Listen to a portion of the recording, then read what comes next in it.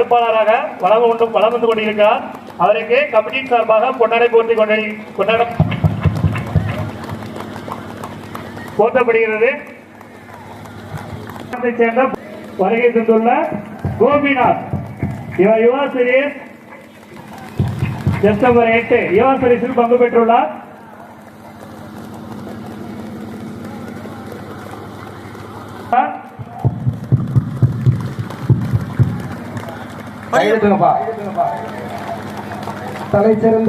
தம்பி வினோத்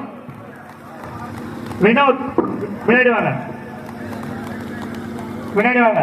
ஜூனியர் அணியில் ராமநாதபுரம் மாவட்டத்துக்காக பங்கு பெற்றுள்ளார்.